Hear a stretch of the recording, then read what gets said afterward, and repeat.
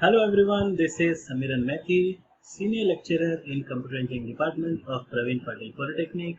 I have already uploaded practical number 1. Today I am about to upload practical number 2. The title for the same is RIP's configuration using any tool. The tool we'll use for RIP configuration is Cisco Packet Tracer. Before starting with the practical aspect, let me give an idea regarding RIP. RIP stands for Routing Information Protocol. It employs hop count as routing metric. RIP uses UDP as its transport protocol and is assigned the reserved port number 520. So to implement RIP, we require some devices starting with PC.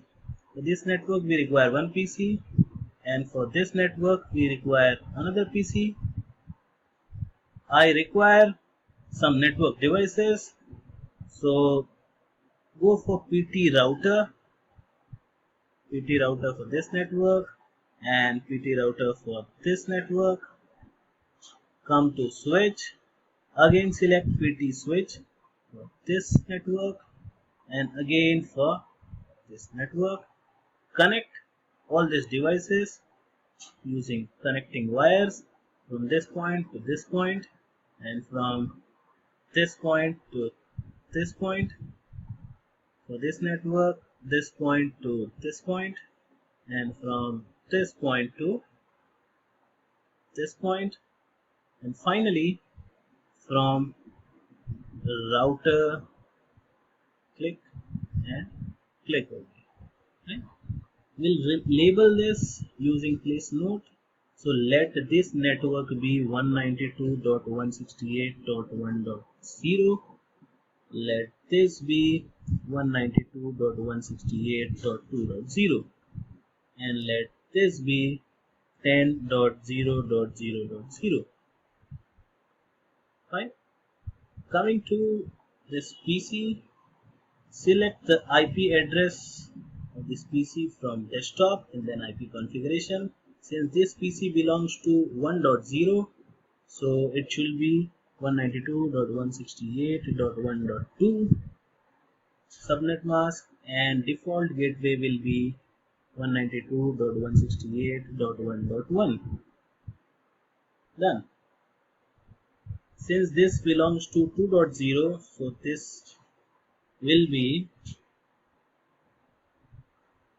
192.168.2.2 subnet mask, and default gateway will be 192.168.2.1. I hope it is clear. Coming to router, coming to config, fast Ethernet 00 shall be the default gateway 192.168.1.1. It should be on, and for this it should be config fast Ethernet 00. Default gateway will be 192.168.2.1. Subnet mask on. Coming again to router, its serial shall be given as new address, that is 10.0.0.2 subnet mask. It should be given timer as well, and it should be on.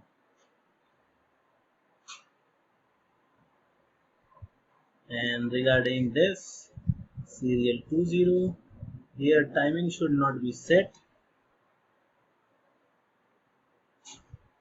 Excuse me,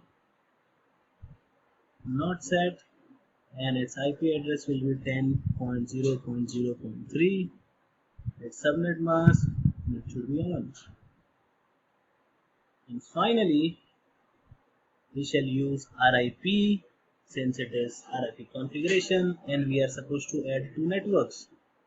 Now the network for this router is this one and this one, so we'll add it 192.168.1.0 and 10.0.0.0. Add, and we should save this in settings in NVRAM. Saved. Fine.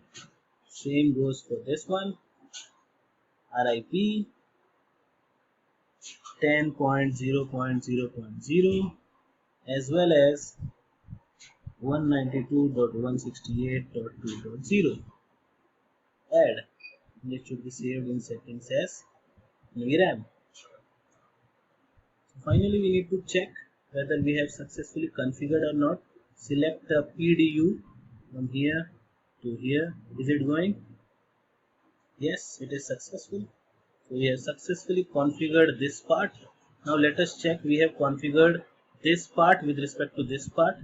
Again select a message or a packet here to here. Is it successful? It fails. Normally it takes some seconds to prepare the routing table. So again we'll try it from here to here. It is successful now. Hence we have successfully configured RIP using Cisco Packet Tracer. I'll soon upload the third practical. Till then, take care. Bye.